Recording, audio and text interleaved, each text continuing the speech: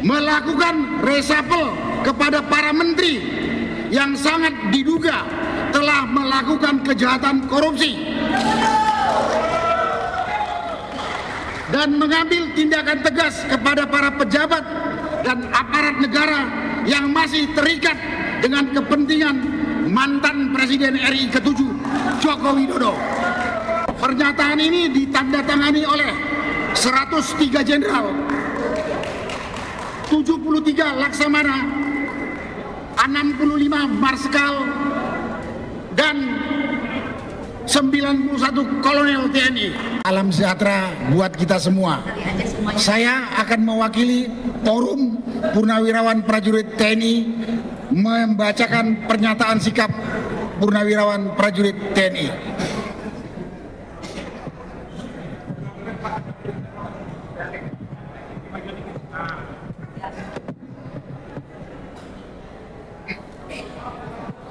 Forum Purnawirawan Prajurit TNI menjaga negara kesatuan Republik Indonesia dari DPD et impera dan dari disintegrasi bangsa. Pernyataan sikap Purnawirawan Prajurit TNI. 1. Kembali ke Undang-Undang Dasar 1945 asli sebagai tata hukum politik dan tata tertib pemerintahan.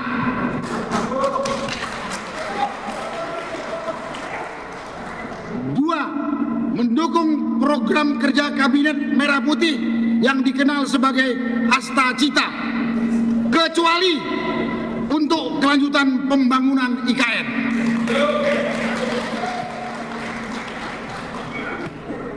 3. Menghentikan PSN PIK 2, PSN Rempang, dan kasus-kasus serupa dikarenakan sangat merugikan dan menindas masyarakat serta berdampak pada kerusakan lingkungan. 4. Menghentikan tenaga kerja asing Cina yang masuk ke wilayah NKRI dan mengembalikan tenaga kerja asing Cina ke negara asalnya.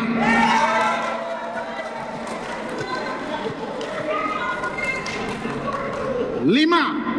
Pemerintah wajib melakukan penertiban pengelolaan pertambangan yang tidak sesuai dengan aturan dan Undang-Undang Dasar 1945 pasal 33 ayat 2 dan ayat 3. 6. Melakukan reshuffle kepada para menteri yang sangat diduga telah melakukan kejahatan korupsi dan mengambil tindakan tegas kepada para pejabat dan aparat negara yang masih terikat dengan kepentingan mantan Presiden RI ke-7 Joko Widodo. 7. Mengembalikan Polri pada fungsi Kamtibmas, keamanan dan ketertiban masyarakat di bawah Kementerian Dalam Negeri Republik Indonesia. 8. Mengusulkan pergantian wakil presiden kepada MPR karena keputusan MK terhadap pasal 169 huruf Q Undang-Undang tentang Pemilu telah melanggar hukum acara MK dan Undang-Undang Kekuasaan Kehakiman. Pernyataan ini ditandatangani oleh 103 jenderal, 73 laksamana, 65 marskal, dan 91 kolonel TNI. Naskah ini ditandatangani oleh Bahrul Razi, Jenderal TNI Purnawirawan, Tiasno Sudarto, Jenderal TNI Purnawirawan, Slamet Subianto, Laksamana TNI Purnawirawan, Hanafi Asnan, Marskal TNI. Dan diketahui oleh Tri Sutresno, Jenderal TNI Purnawirawan. Selesai. Terima kasih. Selamat siang dan salam sejahtera untuk kita semua. Teman-teman purnawirawan, teman-teman tokoh-tokoh, teman-teman media, dan semua teman-teman, saya atas nama teman-teman juga mengucapkan terima kasih atas kedatangannya pada siang ini. Pagi-pagi tadi saya tanya Pak Harto, Pak, saya diminta menyampaikan sesuatu enggak? Enggak, kata Pak Harto. Saya tenang-tenang aja. Tapi begitu bilang ke depan, Pak Harto bilang, Bapak omongkanlah Pak, apa aja yang Bapak suka ngomongkan. Nah, oleh sebab itu saya sampaikan yang saya suka omongkan. Kita sudah minta waktu untuk ketemu Pak Prabowo pada tanggal 11 Februari yang lalu. Kita buat surat resmi untuk menyampaikan poin-poin ini, tapi sampai dengan saat ini belum ditanggapi. Pertanyaannya, apakah suratnya sudah sampai atau ada yang menyabut di jalan untuk tidak sampai, bukan urusan kita. Tapi yang jelas sampai saat ini belum ada tanggapan. Salah satu poin yang ingin kami sampaikan, seandainya kita diterima oleh Pak Prabowo Subianto, ada yang ingin kami tanyakan, Pak, kenapa Bapak kok merasa utang budi dengan Pak Jokowi? Apa bukan sebaliknya, Pak? Beliau membantu Bapak cawe-cawe untuk menang, bukan karena dia sayang Bapak, Pak, bukan. Tapi karena dia mau titip anaknya untuk jadi wakil presiden. Jadi mestinya Bapak nggak utang budi ke beliau, beliau yang utang budi ke Bapak. Sehingga ingin kesampaikan ke tadi, Pak, lain kali nggak usah lah hormat-hormat banget, sedang-sedang aja lah Pak gitu. Yang betul Pak Jokowi mengumpulkan keluarganya bersama-sama berteriak, hidup Prabowo, terima kasih Prabowo. Bukan sebaliknya, Bapak yang sebut hidup Jokowi, salah. Jadi kalau waktu itu kami diterima oleh Pak Prabowo, salah satu poin yang kami sampaikan itu. Jadi kalau Bapak memuji-muji beliau, nggak pantas Pak. Negara ini rusak kan karena ditinggalkan beliau. Dan Bapak yang berjaksa kepada beliau, bukan beliau berjaksa pada Bapak. Terima kasih. Billahi taufiq wal hidayah. Assalamualaikum warahmatullahi wabarakatuh. Waalaikumsalam warahmatullahi wabarakatuh. Singkat, jelas, padat. Ini ya Pak ya. Kok ada orang nitip, tapi yang terima kasih yang dititipin. Baik, terima kasih ini Pak Harun Rozi. Masih semangat semuanya ya? Masih banyak ini nanti ya. Acara selanjutnya saya beri kesempatan ini kepada mantan Kasal, Mas Kasal Hanafi Asnan. Silakan.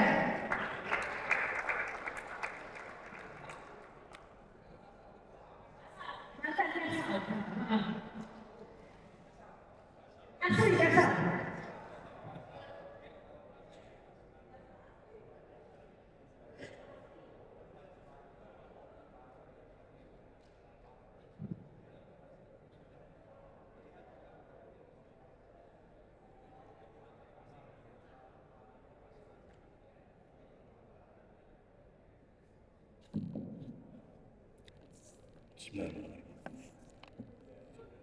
Assalamualaikum warahmatullahi wabarakatuh.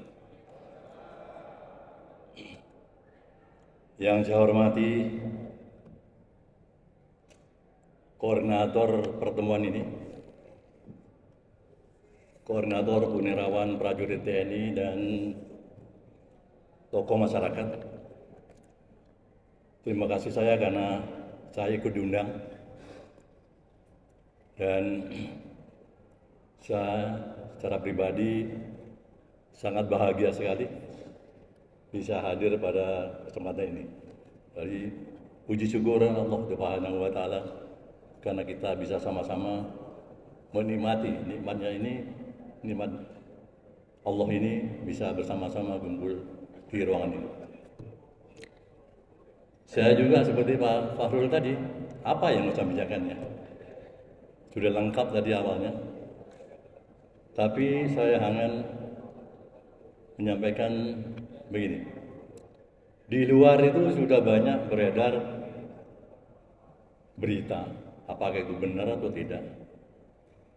Mungkin para hadirin sudah juga dengar bahwa Pak Prabowo itu hanya 2 tahun.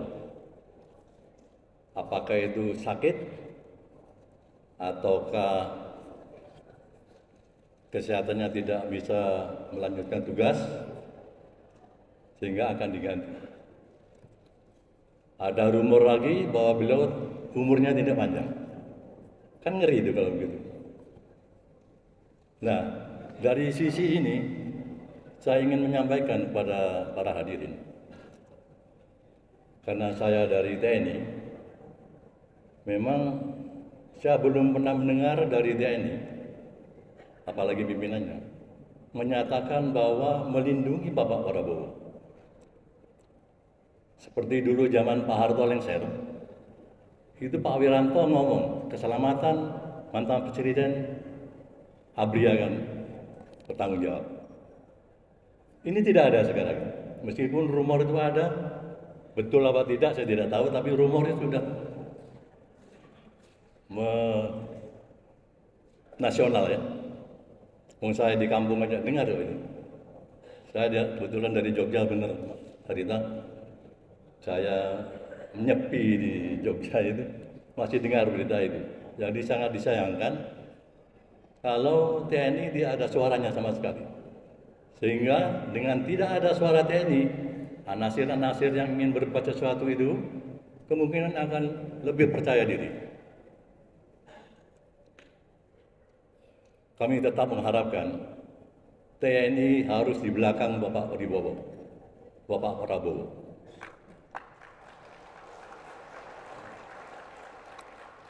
Apalagi kita yang purnawirawan, jelas lepas dari apa yang beliau lakukan, tapi beliau adalah presiden kita sekarang. Dan TNI akan menghormati jabatan itu. Saya tadi kemarin tanya, kenapa Parcok tidak ikut ya? Ternyata Parcok sudah dianggap oleh kita ya, di luar barisan. Banyak menyimpang dan dibiarkan saja. Jadi tidak satunya kata sama tugasnya. Tugasnya adalah tertib hukum, tapi sebaliknya. Ya para bapak ibu sudah paham sendirilah bagaimana Parcok ini berkelakuan atau berkiprah di Republik ini sekarang. Jadi intinya saya hanya berdoa ya, supaya Pak Prabowo jangan takut-takut lagi melangkah demi kesatuan bangsa dan negara ini. Lepaskanlah rasa terima kasih yang kebalik tadi, seperti Pak Fahrul katakan.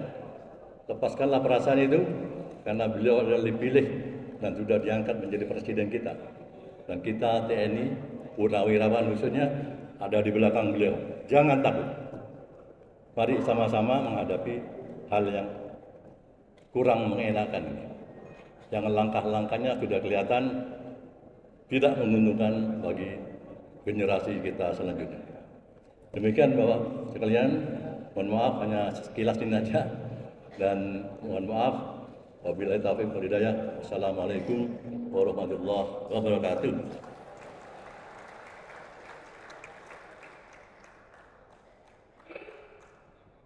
Baik, terima kasih.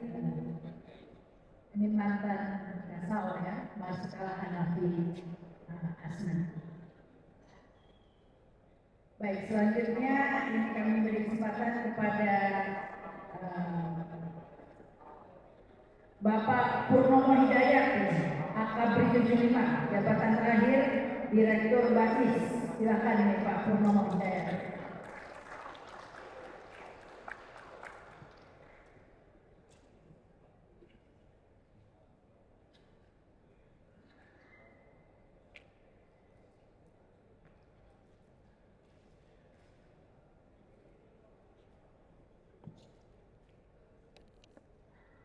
Assalamualaikum warahmatullahi taala wabarakatuh.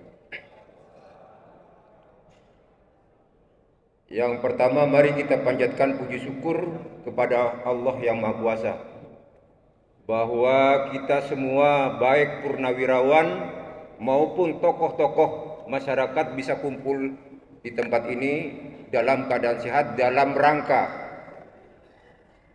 menatap keadaan bangsa ini ke depan. Kebetulan saya diminta oleh panitia untuk berbicara, dan kalau kita lihat tulisan di belakang saya, Silaturahmi Purnawirawan Prajurit TNI.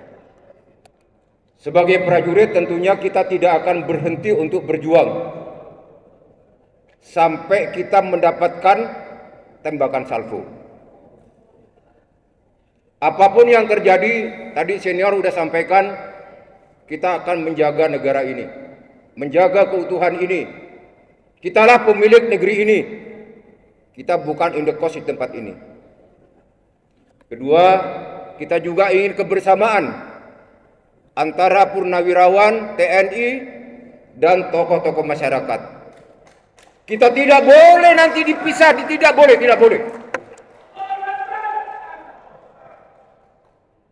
Sekarang ada upaya bagaimana memisahkan kekuatan antara TNI, purnawirawan, dan rakyat. Tidak boleh terjadi. Kita pemilik negeri ini, kita harus pertahankan republik ini. Betul? Baik.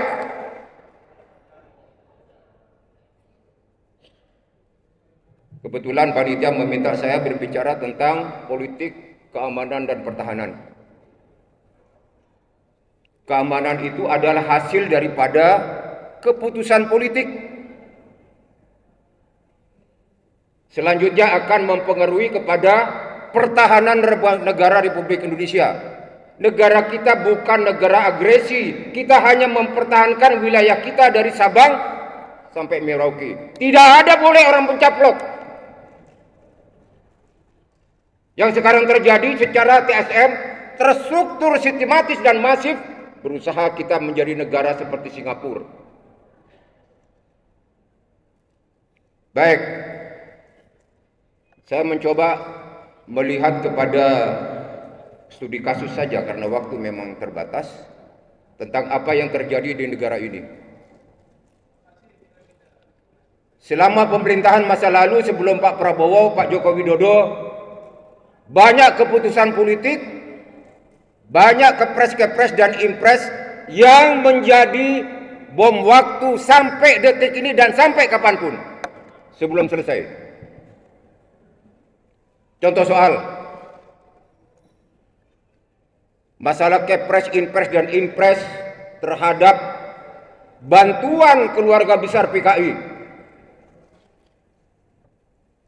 Saya sangat menyayangkan kepada seorang presiden, Pak Jokowi waktu itu, tidak melihat sejarah. Tidak ada orang Islam, tidak ada tokoh masyarakat yang membunuh PKI duluan. Tidak ada. Ini banyak orang Jawa Timur nih, Ustadz Kurniawan itu. Nah sekarang dibalik-balik, yang mendapat bantuan adalah orang-orang PKI. Korban-korban yang karena PKI tidak dapat apa-apa. Yang kedua, ada hal lagi yang sampai sekarang menjadi masalah di Republik ini. Keputusan pemerintah tentang proyek strategis nasional. Hak-hak rakyat tidak ada lagi yang diperhatikan. Contoh soal masalah PIK maupun 1 maupun 2. Kebetulan ini banyak teman-teman dari Sedang, ada Ustaz Husinuddin, kita sering ketemu di lapangan dan teman-teman yang lain. Mari kita lihat sejenak. Kok laut bisa dikapling-kapling jadi sertifikat itu di mana? Selanjutnya, hasil reklamasi itu dijadikan tempat atau perumahan yang istimewa, yang besar, yang mewah. Presiden Prabowo sudah menyampaikan, tidak boleh ada negara dalam negara, tidak boleh ada perumahan eksklusif. Yang sayangnya, pelaksanaan di lapangan sepertinya Presiden Prabowo hanya teriak di tengah padang pasir. Betul? Baik. Yang sering ke lapangan pasti menyatakan betul. Selanjutnya, masalah PIK 2. Yang bertanggung jawab adalah seorang lurah, harus ganti 48 miliar. Di mana seorang lurah mampu membayar 48? Ini Ustadz Husinuddin ini, tukang teriak di lapangan ini. Aneh. Coba kita lihat bagaimana apa yang dibuat di majalah Tempo dan apa pernyataan daripada orang-orang yang ada di sekeliling PIK 2. Mari kita dengarkan kita renungkan sebentar. Kita harus lihat bagaimana Singapura jatuh seperti sekarang. Yang ada di PIK 1 dan PIK 2 itu siapa? Kebijakan negara lain, kira-kira 400 juta rakyatnya harus keluar dari negaranya. Sebagian akan memilih republik ini. Nah, seandainya separuh saja masuk ke republik ini, ditambah dengan yang ada di sini, ditambahlah dengan komprador bangsa ini. Karena komprador di bangsa ini masih tetap aja jalan sejak zaman Belanda. Berarti kekuatan akan satu-satu. Pada saatnya republik ini bukan pemilik negeri menjadi presiden. Mau tidak? Ya, kalau tidak mau berjuang. Yang ketiga, masalah proyek strategis nasional kebanyakan adalah memberikan kerugian terhadap rakyat. Hak-hak rakyat tidak diperhatikan. Kalau kita suka belajar bahasa Indonesia yang sekolah, yang punya ijazah begitu, rakyat hanya menjadi pelengkap penderita. Ini kenyataan di lapangan. Siapa yang bertanggung jawab? Yang bertanggung jawab adalah seluruh yang menamakan dirinya bangsa Indonesia. Baik, selanjutnya tentang situasi politik agama. Agama sekarang agama Islam carut marut, berseteru antara kita orang umat Islam. Pemerintah tidak hadir untuk menyelesaikan demi keutuhan negara. Tidak hadir. Harusnya pemerintah hadir. Masalah ekonomi, saya tidak tahu bagaimana hitungannya begitu. Jadi pendapatan negara 87,4% harus melalui pajak. Nah, sumber-sumber alam yang ada itu kemana? Jualan pasir itu kemana? Pasir itu tidak perlu ditanam, tidak perlu menyangi, tinggal disedot pakai belalai, selesai. Nah, selanjutnya, ekonomi rakyat kita semakin sulit. Kesulitan ini saya mengkhawatirkan dan beberapa tokoh-tokoh baik senior saya maupun tokoh masyarakat mengkhawatirkan. Kalau keadaan ekonomi ini terus seperti ini, maka akan mempengaruhi kepada keamanan negara. Kalau terjadi keamanan negara tidak baik, maka akan mempengaruhi kepada pertahanan negara Republik Indonesia.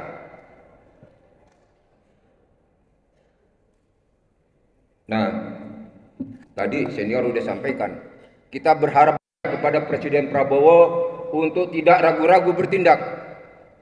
Kami para purnawirawan, kami para masyarakat ini yang ada di sini juga semua siap untuk mendukung Prabowo. Tegaslah demi kepentingan bangsa dan negara. Tidak usah ragu-ragu, tidak usah takut. Keraguan, ketakutan itu akan memperbesar kemampuan pihak lawan untuk berbuat untuk kita. Negara sudah tidak baik, dalam kondisi yang sangat tidak baik. Baik, sebagai akhir kata saya akan sampaikan sebuah lagu kepada Pak Prabowo. Moga-moga lagu ini walaupun sepotong diingat oleh siapapun pejabat negara ini.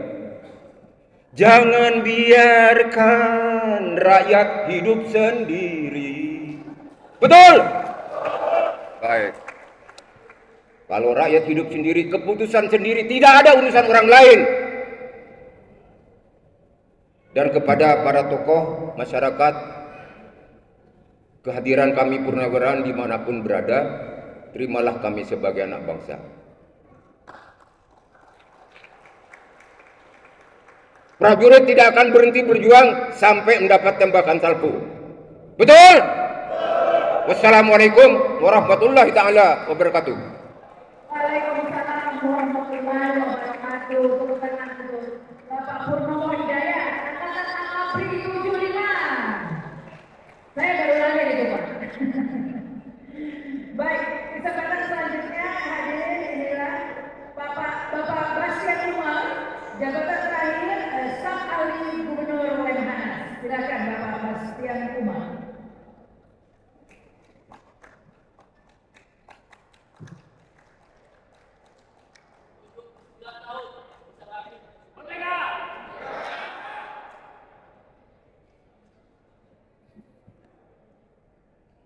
Bismillahirrahmanirrahim. Assalamualaikum warahmatullahi wabarakatuh. Yang saya hormati para Wakil Panglima TNI, Wakil Panglima ABRI, Bang Farul, para staf Angkatan Udara, Mas Hanas Biasnan, Kepala Staf Angkatan Laut, Laksamana Selamat Subianto, Tuan Rumah Letnan Jenderal Soeharto, dan para senior sekalian dan para alim ulama yang saya hormati. Saya tidak bicara panjang lebar karena saya hanya dikasih waktu 5 menit. Saya hanya menanggapi masalah amandemen Undang-Undang Dasar 45. Lebih dari 20 tahun kita sudah berada mengikuti perkembangan Undang-Undang Dasar 1945 amandemen. Saya lihat banyak sekali yang harus kita usulkan untuk segera dibenahi. Pertama, MPR tidak lagi lembaga tertinggi negara. Akibatnya pembangunan nasional sudah tidak terarah karena sudah tidak ada lagi garis besar haluan negara. Yang kedua, ketetapan MPR sudah tidak menggigit. Terutama ketetapan MPRS nomor 25 tahun 66 tentang larangan komunis dan seluruh ajaran-ajarannya. Apalagi muncul keputusan Presiden tahun 2022 dan instruksi Presiden tahun 2023 di mana PKI sebagai korban dan negara wajib untuk memberi kompensasi. Ini sangat menyakiti hati. Sangat menyakiti hati bangsa Indonesia. Bagaimana dengan keluarga-keluarga kita yang pahlawan revolusi? Enggak, ini agak sedikit emosi ya kita. Terus yang kedua, pemilihan pemimpin, presiden, wakil presiden, kepala daerah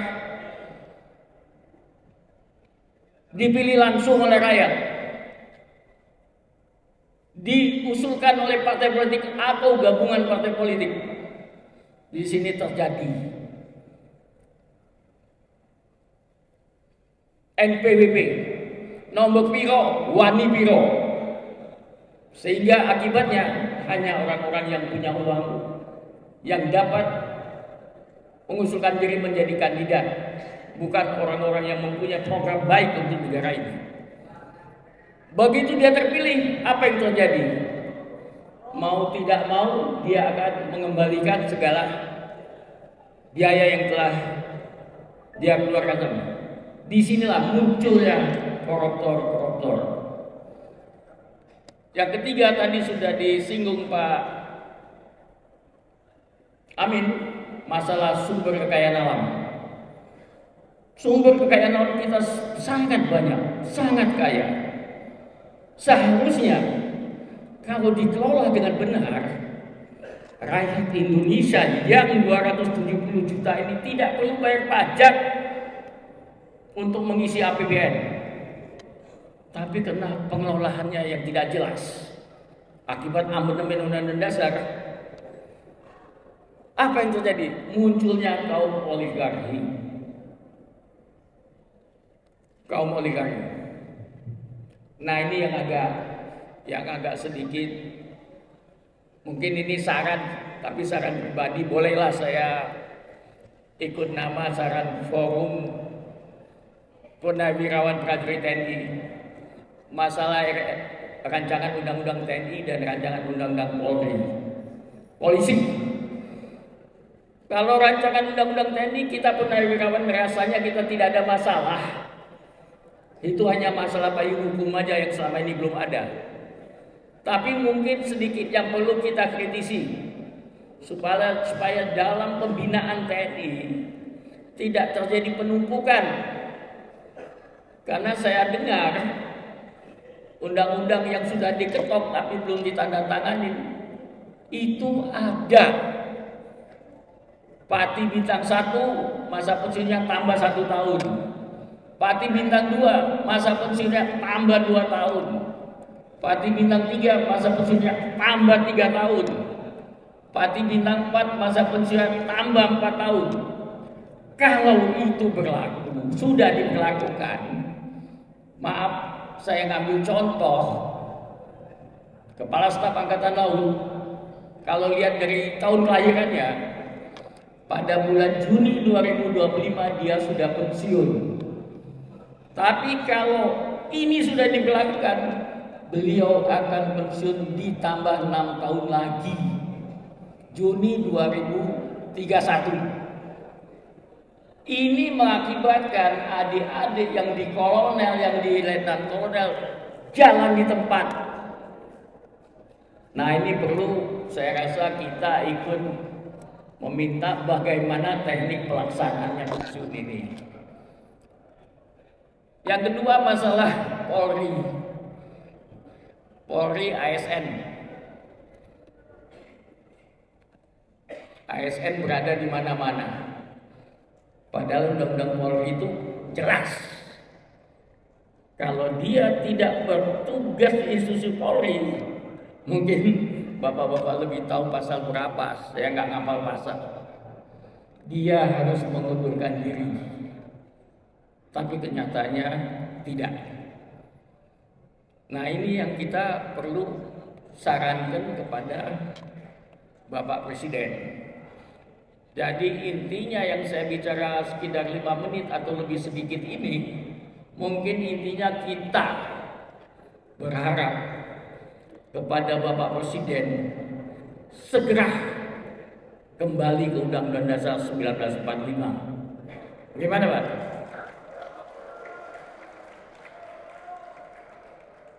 Tadi masalah pengelolaan sumber daya kekayaan alam, banyak tenaga kerja asing, terutama tenaga kerja Cina, ya Pak Said itu, sampai hari ini tidak satu pun mereka pulang. Apa itu artinya? Padahal semua yang dia kerjakan di sini, tenaga kerja kita yang saat ini pengangguran bisa mengerjakan itu. Jadi kami menyarankan kalau kita setuju, juga tenaga kerja asing Cina secara bertahap dikembalikan, diganti dengan tenaga kerja kita yang saat ini nganggur.